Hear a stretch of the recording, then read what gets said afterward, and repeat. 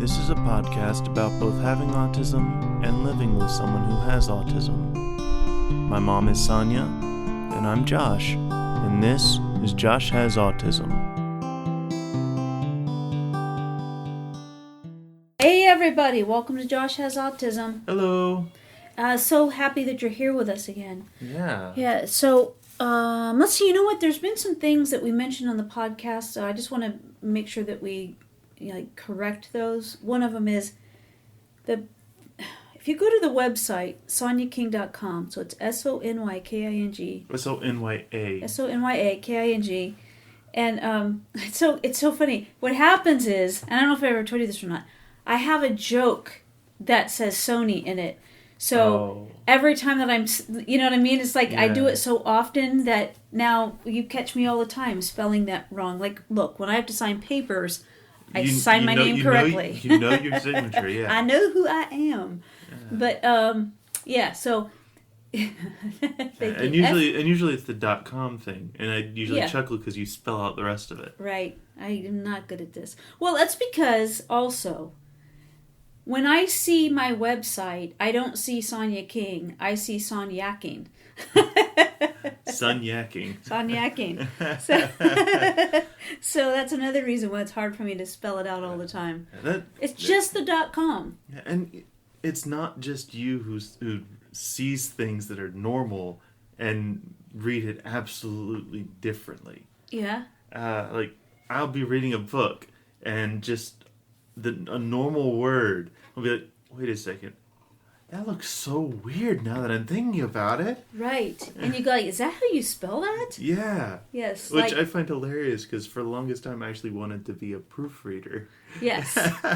Yes. I still think you'd be an excellent proofreader. Don't you agree with that? Not as much anymore, but it's just from time and experience. And getting older? And less patience. Oh, yeah. Yeah. There's a sweet spot in there, I think, where people, like, they gain patience, it's like there might be an impatient when they're young, and then, and you're still young, but it's what happens, like you get a spot where you're very patient. Yeah. And then what I'm finding is as you get older, you revert back to because I don't have tolerance for a lot of things now. Really? Yeah. Hey. Yeah. Yeah. So what I wanted to correct is if you go to the website and it's different than, and now you're bringing it up. I know, because I can't remember what exactly it says. So Sonyaking.com. Sonyaking.com. So there's a link on it that says SONYAKING.com. Thank you. Mm-hmm. It says just stuff. So the things that we talk about on this podcast, feel free to go to the other pages on here, but the stuff that we talk about is going to be on the link that says just stuff. And that's going to be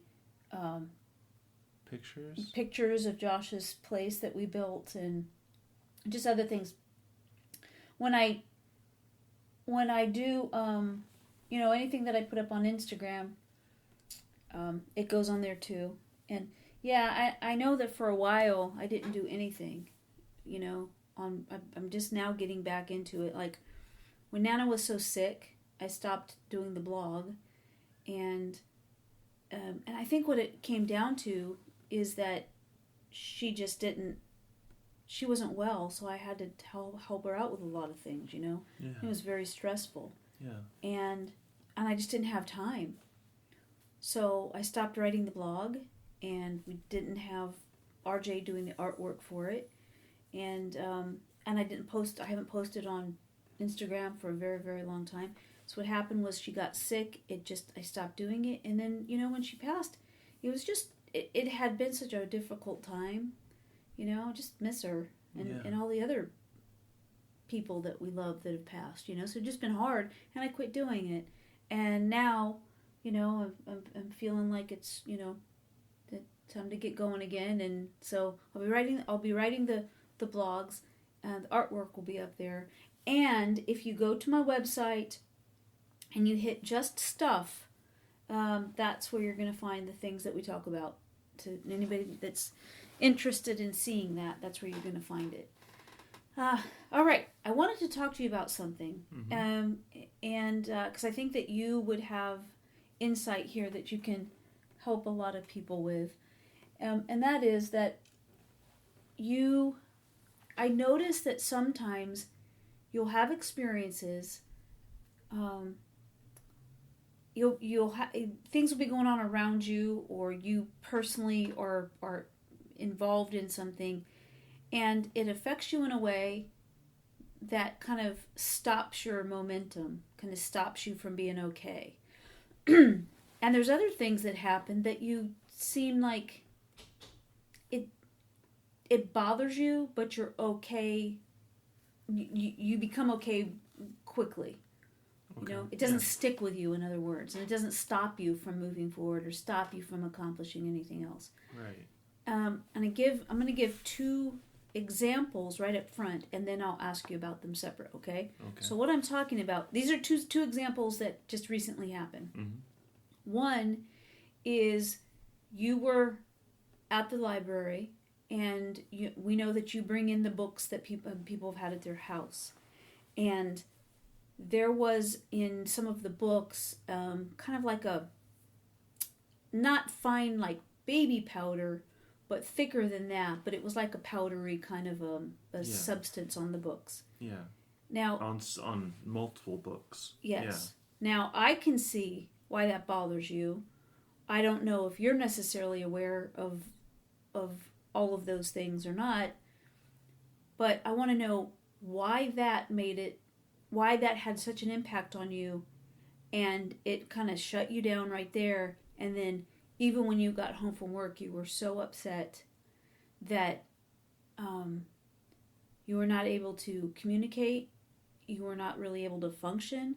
I remember that Dad, got your pajamas out for you because you just were not functioning, and then you just went straight to bed. Yeah. The other thing is, and I'll come back to it, because I know you just looked like, okay, so the second one is, there's been times when you go to, and this is a recent one, so you go and pick up your medication. Yes. And I have you doing that because that's one thing that I really, really, really want for you to do on your own, because when I'm not here, you're going to have to do that, right? Right. So that is one of your responsibilities, that I check up on it all the time. Yeah. But I want you to do that. Right. Doesn't mean that you won't, but sure. But you'd like me to have the experience. Yes. To do so. And to have done it enough times to be comfortable with it. Right. Now, okay, so when you went the last time, there's a prompt that says the medication is ready, a text. Mm-hmm. A lot of pharmacies do that now. They've gone to texting you and telling you when medication is ready. Right, after you send them in a script or whatever, or go to the doctor and they send in a script. However that works. Right. But the pharmacy itself sends us a text when the medication is ready. Right. You got that text, you went in, and you were told that not only is it not ready, but it's probably not going to be ready until after you run out. Right. So that was very, very stressful. That to me is more stressful than the first scenario, but this one you kind of like, all right, well that, you kind of have the mentality of, this is so frustrating. And then you came home and you did the smartest thing ever. You counted your pills, your medication, and to double check it, yeah. Mm-hmm. To see how many you had left, to see if this was something urgent that we needed to get involved with. Right. Or was it going to be okay? Right. So not only did you make it through something that was so upsetting and kind of jolting, to be told you have the medicines ready and then it's not. Look, that's not something that you typically do well with. Right. like that instant change like that of something that you are moving forward with this knowledge that this is there, and then be told no, it's not. That's got to be upsetting. What you did though is you moved through that. I would say fine. From the outside. So what I want to know is I want you to explain both of those, and you can pick which one we start with. So I'll do the medication one first. Okay. So with that particular instance, my script is for 30 days. And they don't allow you to pick up a new script of it until, what was it? 3 days before. It would run out, right. Correct. And for me, well, they're not open during the weekends. Yes. And I would run out, I thought. Over the weekend? Yeah. Yes. And so I was trying to get it So Dad called it in for you. Yes. And he had it arranged, and what happens, like I said, is the pharmacy will text when it's ready. Right. So let's start there, right? So let's start with, that can be something that I will say that in the past would have tripped you up right then and there. You would not have known what to do.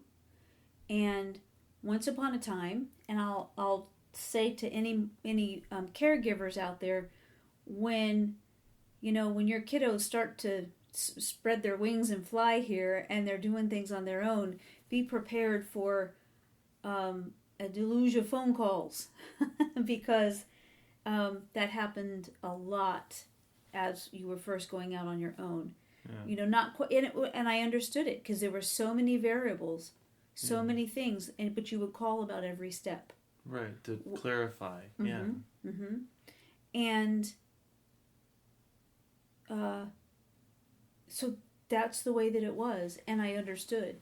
And right. And so part of what happened was for this medication pickup, the pharmacy that we go to is on the base, and it's usually open weekdays from a certain time to whenever. Yes, correct. And they sent Dad a text that it was ready. Mm-hmm. And I was sent out to pick it up. And I get there, go inside, and it's every window is closed and everything like that. Yeah. So they weren't open? They weren't open. Okay. My question is, how do you take that situation that in the not too distant past would have really upset you and you would not have been able to continue on? So how does that feel? How did you know what to do? I think I know the answer. And then how did that one make you feel? So how did you know what to do? So part of it is experience of having repetitively done this for years. Maybe not this scenario, but if there's ever been a question, I can either call you, which you did, and which typically, if there's an issue where you're not nearby, you typically have had me find someone that I can ask if they don't know who they can direct me to ask. Correct. And also then I can do things from my end. Yes. With phone calls. Yes. But again, we're talking about the base that you have been going to for a long time. Yeah. And even before it was this one, bases are pretty much all the same. You know, Yeah. they've changed the procedure a little bit now. Right. They've gone to a new system. Right. But those people have seen you before, you know, and where you go within that facility, you're comfortable because you've been there so many times. Right. Now, did that comfort level help you to work through that? It helped me to stay calm and yeah, it did. And so what I ended up doing was, because I didn't want to just go into a random part of the hospital or whatever, I went to the front desk. Mm-hmm. And whenever I got there, there wasn't anybody there, Mm-hmm. which was surprising to me. Mm-hmm. But on the little plexiglass window in front of the front desk, I happened to read it, and it had today's date on it, and it said that they were doing a training thing, starting basically when Dad got the text. Okay. Which is frustrating, because if they were going to be closed the rest of the day, Yeah. their system should not have sent a message out saying your medication is ready for Right. pickup. Right. Mm-hmm. And so I saw that, and on my way back to the pharmacy part of the building, there was a couple other people there that were trying to pick up meds as well that also had similar issues. Yeah. And they had got one of the technicians there. And So what I'm asking you about specifically is that, and I do understand that part of it, and I do get that you were able to get through what you did because you're familiar with the procedure. yeah. So that's the main answer to that one, I think. Okay. So it's the familiarity. And this goes back to why it was that when you were just, 7, I would take you into the community and you would say hello to people, or, like a convenience store. Yeah. When they say welcome to whatever, you would say hi or thank you. Yeah. Most people in a convenience store just don't answer. But I've seen that more. I've heard that, I should say, more than, or not heard that more than I do hear it, right? But so it's just the sheer repetition and the fact that you've done it so many times that you didn't panic. Right. Now, okay, so that's the scenario that you were okay with. Not really okay, but I guess you made your way through it. Right. And an important distinction, though, is that I could not do anything more about it. Beyond that point, Mm-hmm. there wasn't anything that I could do about it. Mm-hmm. They were closed, Mm-hmm. but essentially for the weekend. Mm-hmm. And then you called again, and that's when I just told you, well, I know that's frustrating. Just come on home, Yeah. and we'll get it the next day that they're open. Yeah. And fortunately, in this case, you counted your medication. You have enough to, you were going to be fine. Yeah. So, but there was a time that would have been so overwhelming for you that you wouldn't know what to do. Right. That I probably would have gotten 20 phone calls in that period of time, and not just 2, Right. So, go ahead. Sorry. I have to... It's okay. All right. That was a... Wrist brace. It's okay now? It's sore. Yeah.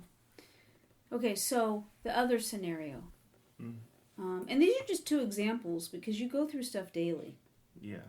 Yeah, I do. Yeah, and I want you to talk a little bit about that too. But in this case, what was it about the books being covered, that look, there's a you don't like the word shutting down, but you shut down. You were not functioning. Once I got home, yeah, absolutely. Mm-hmm. So to start out with, there are 3 different places you can return books at. 2 of them are outside. One of them is inside at the front desk. Mm-hmm. Through a little slot right in the front desk, yes. And these books were all returned at the same time in that front desk. Okay, so they were in the building. In the building, okay. Yes. And I had picked one up with my bare hand, and I felt this powder on it that was all gritty and nasty and whitish.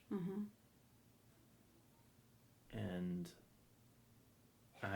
as soon as I saw that and felt that, I immediately put it down because I didn't know what it was. Right. And I had remembered a news report or whatever of people handling money on the border to Mexico, where they now are required to wear masks and gloves well before COVID, because so much of the money and stuff that was used had trace amounts of cocaine and other drugs on them that were very dangerous and were actually affecting the border agents. And so that kind of thing was the thing that really went through my mind. I'm like, I don't know what this is, and I really don't want to mess with any more of it. Right. So I immediately put it down and told the other people at the front desk, don't touch these without gloves on. I need to go clean my hands and then go see the supervisor. And so I immediately went and washed my hands, and you can probably see that right I'm now. uncomfortable. So right now you're just kind of drawn in, and your shoulders went in, and your arms are across your stomach, kind of like, and you're just kind of like totally grossed out by this. Yeah. And uncomfortable. Yeah. And so what did she discover? I don't know. Yeah. I mean, there was no way of knowing what it was. Yeah. And we ended up, that group of books all had the powder stuff on it, on the outside of the covers. Yeah. I always end up cleaning all those stuff that comes in. Yeah. But I couldn't do it. And one of my coworkers put on gloves and cleaned it all off and everything. After we had security and the supervisor look at it. Right. And they cleaned it up.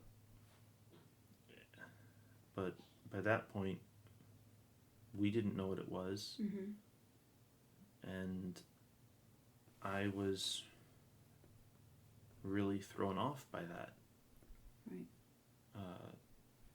So much so that even later on in the day, even the next day, I had difficulty getting the books out to clean them. Even though I consciously knew, hey, this more than likely is not an issue and is not going to happen. I was still hesitant to take a book and pick it up. And it was not a good feeling whatsoever, not knowing if I was safe, that I was going to be okay. Mm-hmm. That is one of the things for you. Your whole life has been an issue anyway, which is the way things feel. Yeah. That is something that is a trigger for you. Yeah. If it doesn't feel right, you haven't there's zero tolerance because it's not okay. You see, you just got the chills. You just shook. Your whole body just shook when the chair shook with you. I remembered like another example of that uncomfortable feeling that I don't. Oh, okay. Ew. Yeah. Ew. You're making me do it just watching you. Yeah. Stepping on a bug. Oh yeah. That kind of thing. No. Yeah. That is no. Yeah, right. So it's you touching something. It's that physical contact with something that you don't want to be near. Yeah. Yeah. Yeah. I know. I know. Everybody, he's just shaking. He's just totally grossed out by this. I'm sorry, buddy. Okay, so let me say this. It was. What else are you gonna say? I was just gonna say that I still don't know what the powder was. Mm-hmm. After the fact, I considered that for all I knew, it could have been dust from a drywall being cut. That it could have been any number of things that wasn't a dangerous drug. Yes. But I just didn't know. Mm-hmm. And it's not necessarily what it was, right? As much as it... The possibility of that danger, right? Yes. And so that is the thing that really does affect you, is that when you don't... The possibilities are the things that sometimes trip you up, not the things that are... Reality. Actual. Or actuality, yeah. Yes. Right? Right. And so... You not knowing, for you then, it was worse than you knowing, because if you knew, you would be able to decide one way or the other. Hey, this, whatever, it's fine, mm-hmm. or I need to go to a hospital or something. Mm-hmm. Well, and I think that the supervisor, and security, it was that's something that would have helped you to feel like it was okay. I know that you were told it was okay. Yeah. But for you to be told why they came to that conclusion after investigating and looking and, like, look, because of my life experiences and yours, you say about the drywall dust. Well, not everybody knows about that, but you do because Dad built so many things. Right. So it can make a mess. Some of it looks like dust, and some of it looks a little bit grainy, like grainy dust. Right, grainy sometimes. It just depends gritty, on gritty. Yeah, it just depends. Same thing with cement. When you're going to mix cement, if you spill some, it's different color. It's not white, but it's fine. It's fine, But you recognize you would know that if you saw it, right? Now, because of your life experience. You've seen it enough times, right? And they were able to recognize what it was and then determine, okay, it's not cool, it's not a comfortable thing to deal with here because it kind of, put everybody on edge, but it was nothing that was going to harm any of you. Right. So those two examples, now maybe they were poor examples because one is like you were thinking, oh, this is life-threatening. That's pretty intense. Right. But even if you were to say the other example that you gave, whatever with you, so the textile. The texture. In the texture, it's just it makes a huge difference. When you were in school, you would have this little silk cloth. With different things in it, yeah. And you would, that, and it was very smooth, and that was comforting. And other times you had a little crystal, a rock that was really smooth, and you would, you had that in your pocket. Yeah. So those things could help to soothe you, but the textures are things that can upset you instantly. Yeah. Especially location of textures. Like the socks when I was really little. Mm-hmm. I would go through every pair of socks I had. There was this game when a long time ago when I was a kid and we were at I was at summer camp. I was in 6th grade, and we had summer camp, and I think it was 5th grade going into 6th grade, and there was this thing that they had, this thing for us to do where you had to reach in a bag and you couldn't see what was in it, but you had to then tell them what it was. Yeah, based just off by of feeling what it felt like. Yes. Last time I remember doing something like that, I didn't participate. I was going to say you would not be a part of that, would you? No. But the last time I saw something like that, I think it was a senior in high school. Yeah. And it was going on at, I mean, you wouldn't do that today. No. I wouldn't do it then. Right. I'm just saying that's something that the feel to you is everything. Yeah. From the clothes that you wear to the sheets that are on your bed to the tags in my shirt and the seats that you sit on, the socks that you wear, this where the seams are, like you were just about to say. Yeah. But also the feel of any number of things. So let's just say you had a binder. Well, some of them are rubbery kind of, and some of them are slick, and you're very particular, including the type of pins that you use. It makes a difference for you. Yeah. And so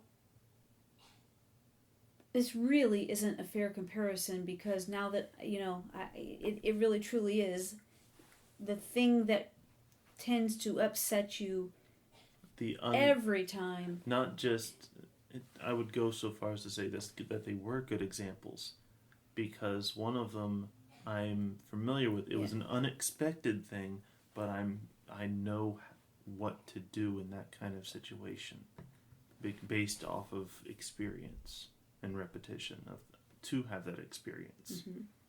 Whereas the other one was unexpected and not. It was unfamiliar. Right. Something that you do all the time. It's a repetition to it, and it goes smooth. Yeah. It's you know what to do, you do it well, you get it done, no problems. Yeah. It's very uneventful. Yeah. The other one started out having that familiar routine of doing what I'm familiar with. Mm-hmm. But an unexpected occurrence that I didn't know how to handle or what to do, really. Mm-hmm. So, now that you say that, these are perfect examples. So, and it's I meant to do that.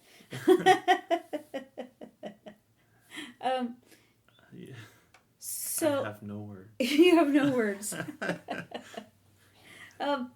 So here's the deal. The thing that I'm recognizing in this is that, so kind of what I thought, but even more so now, which is that I was thinking it was because it triggered the books and having a substance on them is, I know that it's upsetting.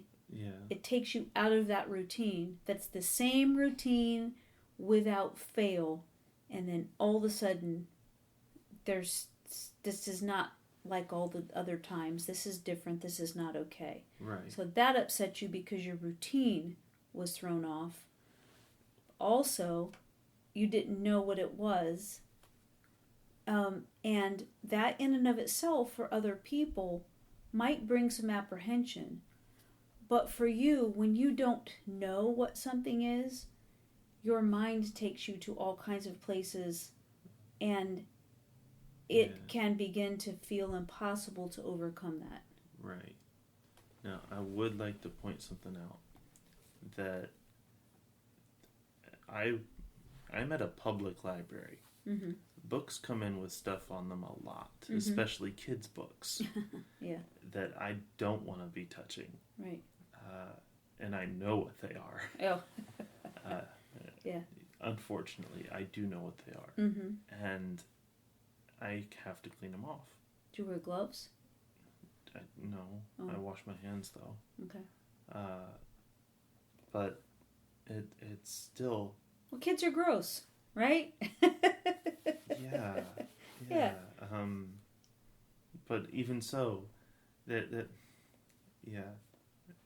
this was something that I would not have expected Mm-hmm. in any case whatsoever. Mm-hmm. And so it was a very much unexpected occurrence that I didn't know how to react to. So at the library, that disrupted your routine, and at the pharmacy, it was not routine. So one thing, you were already in the midst of this. You were already in the zone, of this repetition. Yeah. And that's what you enjoy. It's the same thing all the time, without fail. You can rely on it. Right. You know, it's just, this is what you do. It's this routine constantly. That, a good way of putting it is, once I'm in the zone, so to speak, I'm on the moving train. Mm. It's not going to stop easily, and if it does, something's very wrong. Mm-hmm. Whereas if I'm not necessarily in the zone, Mm-hmm. but I am doing something that I'm familiar with, it's like being on some sort of track that has variances in it, but it's going in the same direction. So it's easier to adjust. It's easier to adjust, yes. Mm-hmm. It's like if there's something in the middle of the road and you're driving, mm-hmm. you don't want to hit it, so you move a little bit to not. Mm-hmm. Right. Whereas a train can't do that. Mm-hmm. Yeah. Yeah. Mm-hmm. So that's a good example, I think. Yeah, that's an excellent way to describe that. How would I... Okay, the scenarios are different. Right. I recognize their difference because I know you. Right. And that's why I wanted to talk about this, and why I thought those two examples were recent, right, but very different for you. Right. One is I'm going on a set path to do something I'm familiar with. Yep. So it's like going on a two-lane road. Mm-hmm. You stay in the lines, but there's a little bit of variance between, even in each lane. Mm-hmm. Whereas when I'm in the zone doing something in a pattern that I'm familiar with, that I do it this, like this, and then this, and this. It's meticulous. It's meticulous, and having something so far out of my comfort zone and allowed variances, mm-hmm. like having a dirty book mm-hmm. cover, that's a variance, but with a powdered thing that I don't know what it is, if it's dangerous or whatever, and it's mm-hmm. already on my hands. Mm-hmm. No. Mm-hmm. That just tipped the train over. Yeah. Right. And then you don't know what to do. Right. And you don't know how to, continuing with your analogy there, you don't know what to do because the train is crashed now, and you can't get it going again. Right. And you can't get back on that train. You can't even get the train to move. Right. So right. Where do you go? Right. And that was not even halfway through that day's work. Yeah. So I had to somehow function the rest of that time, and by the time I got home, I was just done. Mm-hmm. I was not going to function anymore. Mm-hmm. And you saw that. Absolutely. You didn't have to say a word. And it was so daunting for you, and it was so difficult that Dad didn't even have to ask questions. You know what I mean? He didn't? No. Wow. I know. I know. I'm not, and we're not saying whatsoever that he's not deft, but not at all. But for him to know what you needed. Yeah. I mean, that was, because I mean, look, it sounds like we're kind of bashing him, but we're not. It's just that I know you so well that I can look at you. Yeah. And usually with Dad, he'd be like, what's wrong? Mm-hmm. Ask something like that. Yeah, and then want you to explain it, and because he's a fix-it guy. Yeah, so, yeah. So he wants to make sure that he can do something to make it better. Yeah. But for him to not even need to do that is right. That's what. You were kind of like a zombie. You were walking, but that you were not.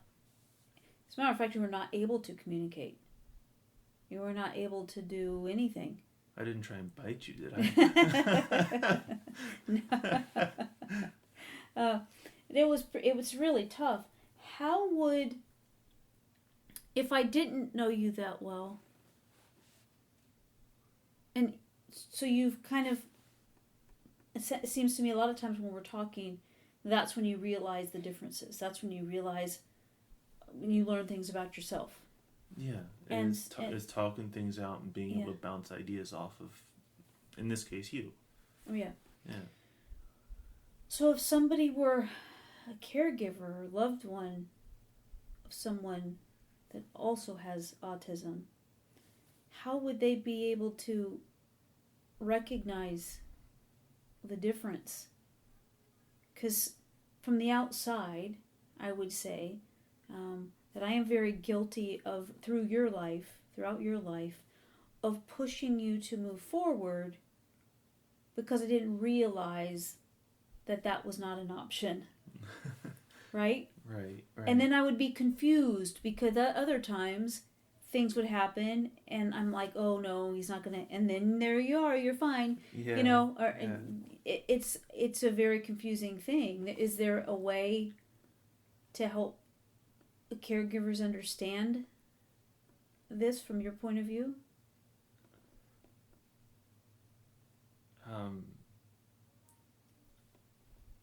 I think that really no. Okay. There's, in the sense that there's nothing I can teach about that. Mm-hmm. Because it could be a very similar, almost identical situation, mm-hmm. and yet it could have completely different outcomes or responses. It is very difficult because, so as I said earlier, when repetition is huge. Yes. Huge. It's the way that you build your comfort level. Right. And one thing was, again, like you're saying, familiar. So was the other thing, was familiar. So from the outside, this is the thing that's difficult. Is I've often said to you that I feel like I'm lost a big chunk of the time because the difficulties that you deal with are like a moving target, right? Yeah. And if I try to help, I'm just like playing catch up all the time, or it's right. At a point, like I say, I can look at you and see that something's wrong. Right. There's a lot of times you can look at me, get my attention. I look. You don't even have to say a word. I just say, okay, go ahead, because I know what you need. Yeah. But yeah, it is a difficult. It is difficult undertaking to be there to support you when things often look the same, but they're very different. Right. Like a situation as it occurs could be identical but have a different response. And it sometimes it's not necessarily because of what's happening in the moment either. Like I've had times where I didn't sleep well the night before. Mm-hmm. And so I'm grumpier, a little bit grumpier in the morning. Mm-hmm. And it can throw off the rest of my day. Mm-hmm. Whereas if I get enough sleep, the same situation can happen later in the day that happened on that grumpy day Mm-hmm. that would have a completely different outcome. Mm-hmm. I think, go ahead. And so it's not necessarily that it's if this happens, you need to do this. Yes, that's what makes it so difficult. On your end. Yeah. Yeah. Yeah. And growing up, I wasn't really able to articulate that to you very well, if at all. Well, why would you? You know what I mean? Like, it just, kids growing up, oftentimes they don't really even know how to express themselves. Right. You know? And I remember thinking, whenever I was still in middle school even, that I'd wake up, not have any other reason, any knowledgeable reason as to why, but I'd know this is not going to be a good day. Mm-hmm. And I couldn't really, looking back on it, I still can't tell you why I would think that. Mm-hmm. And it wouldn't have been a good day. Mm-hmm. And sometimes I think it would be a good day, so it is, until something may happen later on. Yeah, we've talked about that before, how you can be having a decent day and there's just something off, and then that sets you on a different path for the rest of the day. Right. You know? Yeah. I think you used an example of you step on something, not the bug, but like you step on something like a rock, or anything out of the ordinary. Yeah. And what happens is, the way I take it is, it's to a lesser degree than this stuff being on the books, but it's still the same trigger. It's like you're doing something that's familiar, and then this thing happened, and it sets you in a, I don't even know what we would call it. Well, how would you describe it? This thing that happens where everything's going okay, for you mentally and emotionally, you're very present. You're doing what you planned. You're there, and then something. It doesn't matter if it's big or small. Right. Because that's just subjective. Right. But it will throw you off balance for the rest of the day. Right. Right. And I thought of with the two original examples we were using of the doctor's the meds thing, and the library book. Right. Is that I said I'm in the groove or whatever with the books. Mm-hmm. I'm being very focused on that. Right. I'm being very meticulous to do what I do for that, and it's very almost a lot of it's almost rhythmic and everything. Yeah, right. Whereas with the meds thing, it's almost like an outline of steps. And there's variables. There's variables, to yes, begin with, but it's a lot looser in its in the steps description than the rigid specific steps that cleaning the books would be. And so while there are a lot of if-then things going on with the books, those are known variables, and where if this happens, you do this. But this one was outside of all of that. Right. And so it really was upsetting, not just because it threw off the rhythm of everything, but because it was scary. Not so much scary, I guess, but it was that fear of unknown possibilities, Mm-hmm. and of unwanted possibilities. Correct. Yeah. Yeah. And so when you're doing something that's has that pattern to it and you're deep into it, this is why a lot of times you have to do things to completion. It's like when you brush your teeth to a rhythm. Yeah, and if I when spitting, I do it to a thing. To a rhythm, like a... And yeah. if it... There's a pattern to it. And if, for whatever reason, it misses that end piece of Mm-hmm. that rhythm, Mm-hmm. I actually have a backup for it of a couple of things later. Mm-hmm. A couple of rinse and spits later. Mm-hmm. Which has happened. Mm-hmm. But it's not really something that I've talked about before. It really is that if a rhythm is messed up, Mm-hmm. Interrupted, or whatever, mm-hmm. I do have backups for that to make it okay. Mm-hmm. And you control that. Yes. And which is why a lot of times whenever I was younger, especially, that rinse and spit thing took so long. Yeah. Was because I would lose focus on it and lose the rhythm. Mm-hmm. And so I'd have to continue. In the beginning, did you have to start all over, and No. then you developed an alternative?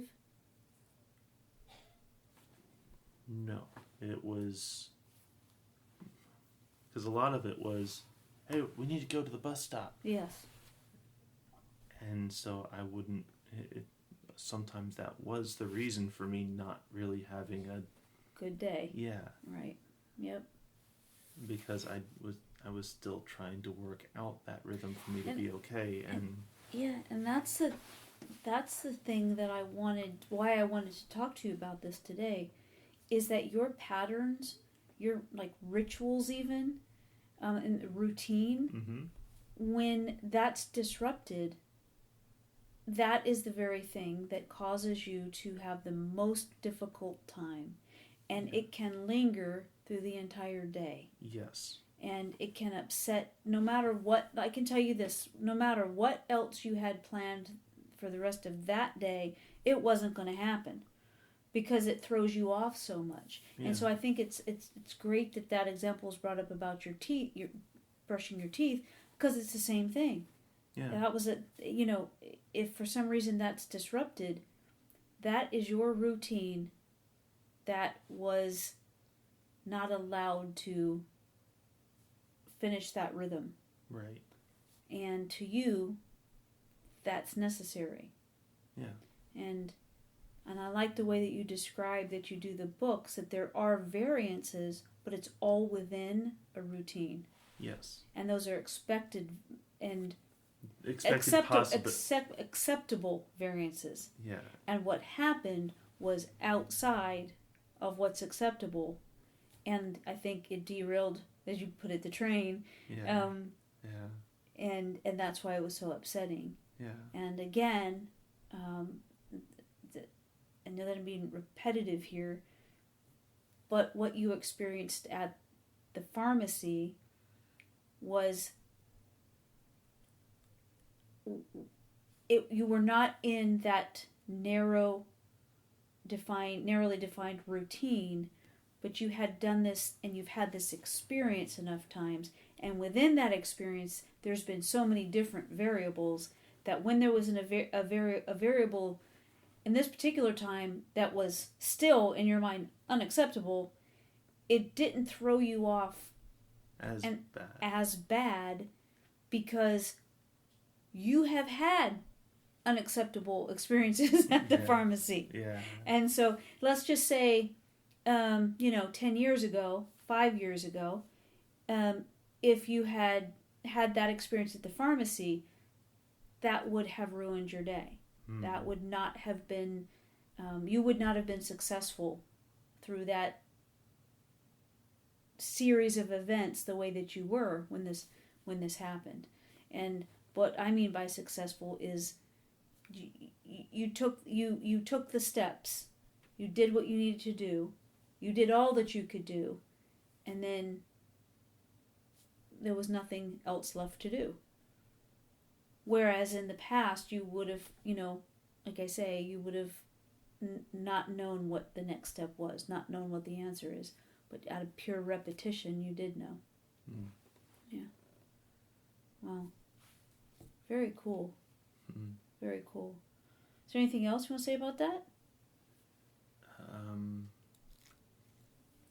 Not really. I think it's very insightful. Very insightful. Did you learn something? I guess. See, that's one of those questions that I growing up I really did not like. What? So, do you think you learned anything? Oh. Because it was, what do you think you've learned? Oh. Who said that? After a lot of people. Yeah. And yeah. Especially after a big conversation or where... Well, you've seen so many people in so many different capacities, from TSSs to... Yeah, and even teachers, and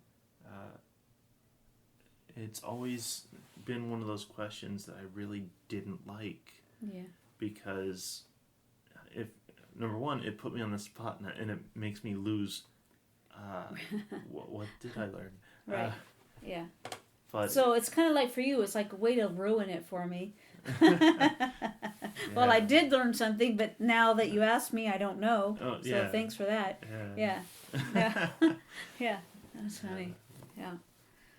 Well, I certainly did. Yeah. I certainly did. Yeah. Because I knew that there was a difference in those scenarios, Mm-hmm. and it was a clear difference. But the way that you defined it helped me to understand that it was because when you're right smack in the middle of a routine and you've got that rhythm going, and it's your pattern, full force, then when that is made to stop for some reason, that's when it's so makes you feel so uneasy and uncomfortable. Yeah, and one thing I just remembered as well was later on in the evening, on that day I was at the library, I remember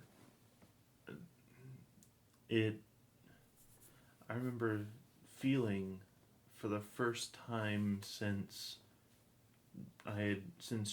just after I had gone to the hospital after the car accident. Mm-hmm. Oh my gosh, I almost, just that shock and...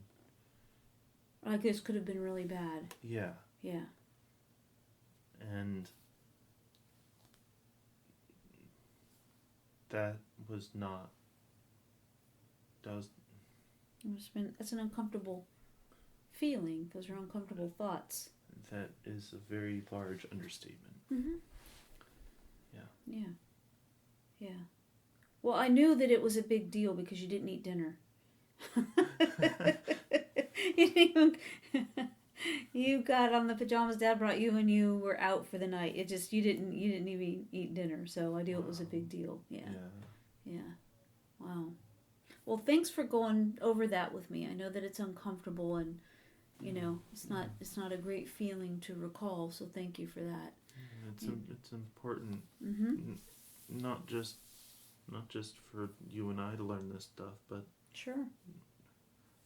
I really do I do like talking about this stuff, not because I like talking about it, but because it's my hope that I'm able to help you guys listening Yeah, right. I really do hope that and wish that my experiences are able to help others. Mm-hmm. Yeah. Yeah, I hope so too. Yeah. All right, everybody. Thank you so much for hanging out with us today. And a deep sigh. Yeah. That Yeah. you're relieved it's over. Everybody, thanks so much for hanging out with us. I already mentioned it before. Go to if you want to send us a message or anything, go to our website, sonyaking.com, SONYKING. SONYA. SONYAKING.com. As I said that today, I'm looking at Josh, thinking, "Yeah, look at me, I'm doing it right." Nope. Either that, or you're saying it so fast that that I'm not hearing the A. I don't know what I'm doing. I don't know what I'm doing. Yeah, It's but that's for sure, right? Yeah, SONYAKING.com. yes. Spelt it out for you that time. Everybody, thanks so much, and hug the people that matter to you. I hope you're out there and you're healthy and happy. Yeah. And we'll talk to you next week. Love you. Bye.